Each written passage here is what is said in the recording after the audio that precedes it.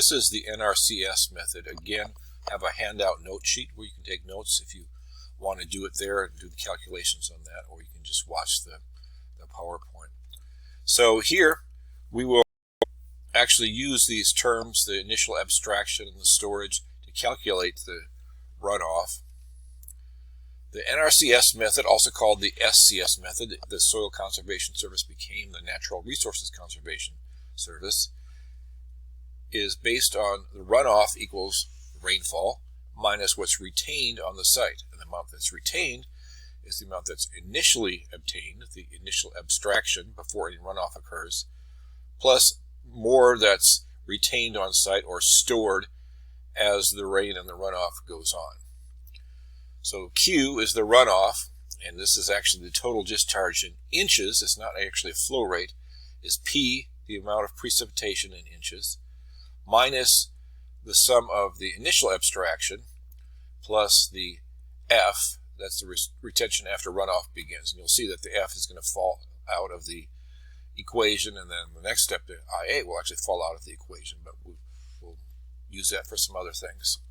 S is the potential maximum retention, or the storage of the system. So you'll see that in the equation. So what's happening here is that we have a rainfall. It's raining each time period here. We have an amount of rainfall here.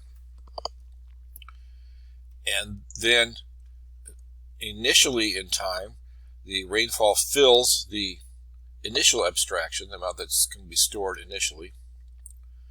And then after that, some more is retained on the site. So it's stored on the site. And that drops off over time. And anything in excess to that, and sometimes we actually use the term excess precipitation instead of runoff, the excess precipitation is what runs off. All right, so let's go through where this comes from. To use the equation, you don't really need to know where it comes from, but I mean, this is an engineering class, so you're supposed to know where things come from.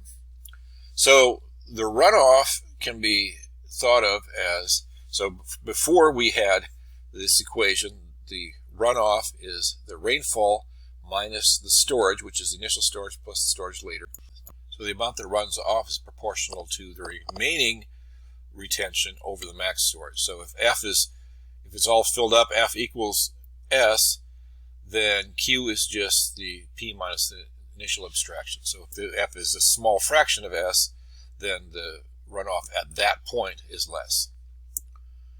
So if we do some algebra on this, we combine this equation with the one we had before, where flow equals the runoff equals P minus IA plus F.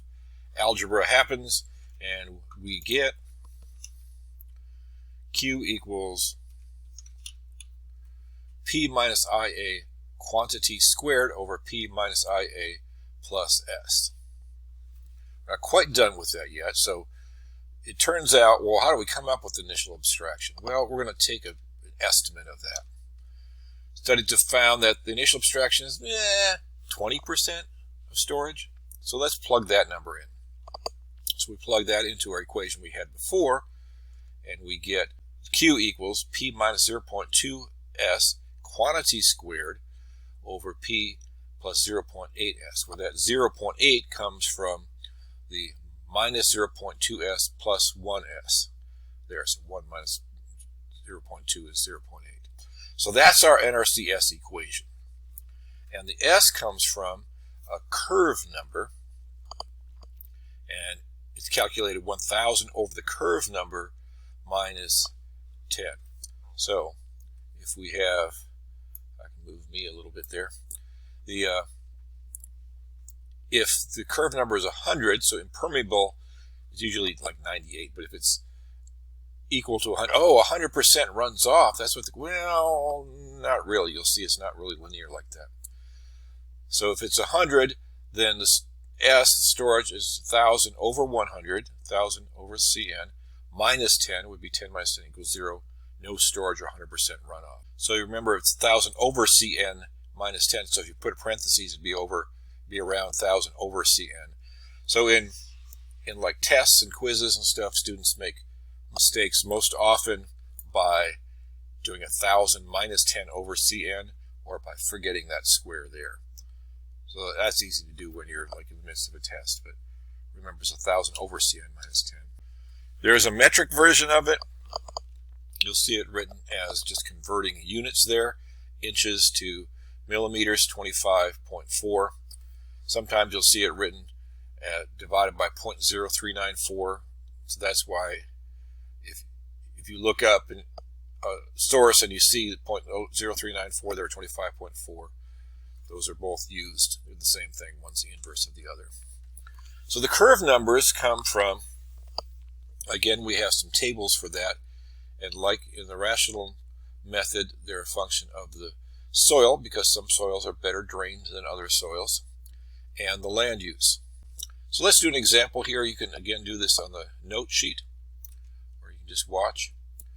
So the design storm is the 2-year 24-hour storm. I think all the regulations I've seen are for that. There's probably some cases where they use a different storm. So in our example, we're going to use that. We're going to use location central Pennsylvania. Why does it matter? Because that 2-year 24-hour storm is different in different places. So you have to know what it is in the place you're at. And actually, the stormwater documents I've seen, the regulations, usually have that number for the local area, have that number in their document. Drainage area we're going to do like we did before with 40 acres. The land use is soil type B, and the pre-development conditions, open space, good condition. Now we'll do examples later. We usually end up, and there's a problem like this in the homework, we have different areas of our site, so we usually have to come up with a composite curve number for that, or treat the site as a couple different subsites. So what do we have here? So we had open space, good conditions, soil type B, we have a 61. Post-development, townhouse residential, if I go to that same table here, townhouses, residential, soil type B is 85. Oh, so that's about 40% higher than that, so the runoff should be about 40. Hold on on that. So let's do our calculation.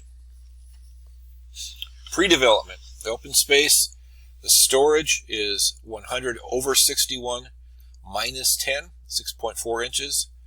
I plug that into the equation. Our P, our design storm, was 2.88 inches minus 0.2 times that 6.4.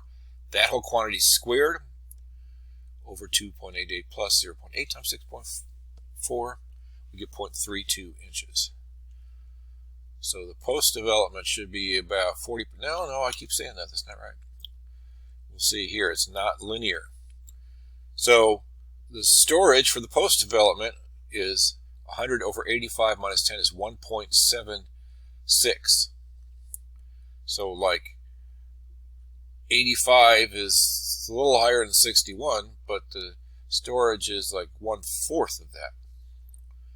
And similarly with the runoff, in inches, if we plug our numbers in there, we get a lot higher, almost 4 or 5 times as much runoff, 1.49 inches.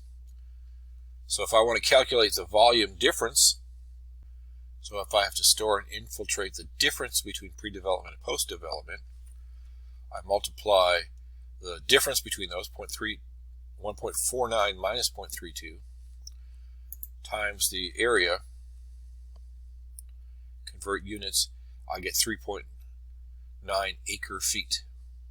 So I can convert that to cubic feet if I want, or if I want to hold that difference, well, if it's 3.9 acre feet and I have a 1 acre retention pond, I'm going to need it to be 3.9 feet deep.